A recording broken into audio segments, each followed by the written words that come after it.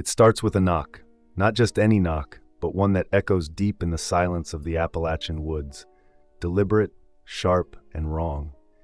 Everyone who lives near these mountains has heard the stories. Some laugh them off, others refuse to even speak of them. But if you've ever been alone out here and heard the knockers, you'll understand why those who know the truth never stay long. Tonight, I'm going to tell you about the knockers. What they are, what they want, and why some people who hear them are never seen again.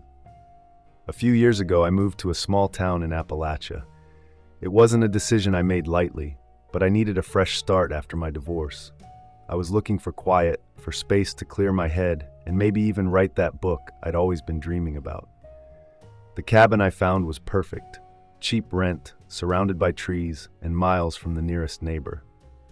When I first told the locals where I was staying, I got mixed reactions. Some gave me knowing smiles, the kind you give to someone who doesn't know what they've signed up for. Others tried to warn me. "Don't go walking in those woods at night," one old man said. His face was serious, his voice low. "And if you hear knocking, no matter how close or how far, you don't answer it. You hear me?" I laughed it off, thinking it was some local superstition, like Bigfoot sightings or UFOs. But as the days turned into weeks, I started to notice things. The first thing was the quiet. I'd lived in the countryside before, but this was different. There were no birds in the trees, no squirrels darting around, no sound of crickets at night. It was an eerie kind of stillness, like the forest itself was holding its breath. Then the knocks began. The first time I heard it, it was faint. A single knock coming from the trees behind the cabin. I was inside, trying to finish a chapter, and it was late, around midnight. I froze, listening. A few seconds later, another knock came. This one was louder, more insistent, and it sounded closer. I brushed it off as a woodpecker or maybe a branch falling, but then it happened again the next night. And the next. The knocks were always the same, 3 sharp raps, perfectly spaced apart. They came from different directions every time, sometimes from the trees, other times from the porch. Once I heard them on the window right behind me. I tried to ignore it, telling myself it was just my imagination. But one night, curiosity got the better of me. When the knocks came, I grabbed a flashlight and stepped outside. The forest was pitch black, my breath visible in the cold air. "Hello," I called out, shining the light toward the trees. No answer. But then the knocks came again, this time from the opposite side of the cabin. I whipped around, the flashlight beam shaking in my hands. Nothing. Just trees swaying in the wind. I went back inside and locked the door, but I couldn't sleep that night. The next morning, I asked around town about the knocking. Most people refused to talk about it, but one woman, a waitress at the diner, pulled me aside. "They're not animals," she whispered. "They're something else. My grandpa used to call them the knockers, said they were spirits or creatures that lived in the mountains older than the trees. They knock to lure you out, to make you follow them into the woods.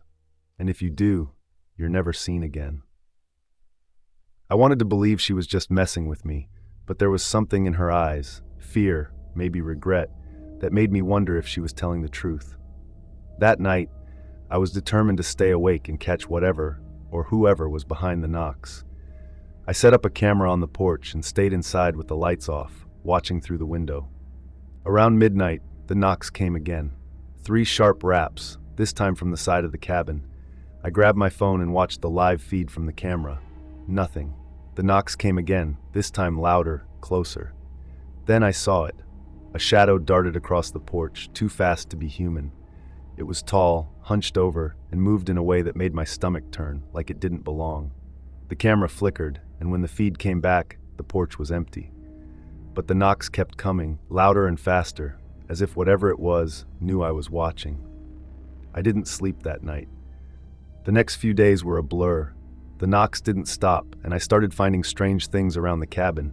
Small piles of rocks on the porch, animal bones arranged in patterns, and once a handprint on the window that was too large to be human. I called the landlord to ask if anyone else had experienced anything strange at the cabin.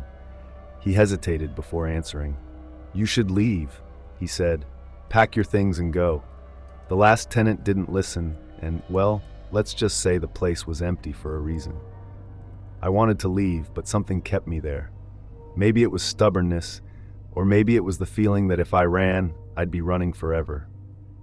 The final night at the cabin was the worst. The knocks started earlier than usual, just after sunset. They came from every direction, faster and louder than before, until it sounded like the walls were shaking. And then, the whispers started. They were faint at first, barely audible over the knocking, but as the night went on, they grew louder, clearer. They were calling my name. By midnight, I couldn't take it anymore. I grabbed my keys, threw my bags into the car, and drove as fast as I could down the dirt road. As I reached the edge of the forest, I glanced in the rearview mirror. Standing in the middle of the road was a figure, tall and hunched, its glowing eyes following me as I sped away.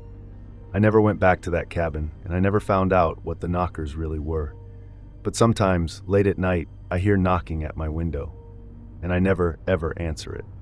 If you want more terrifying tales, don't forget to watch the next video and subscribe.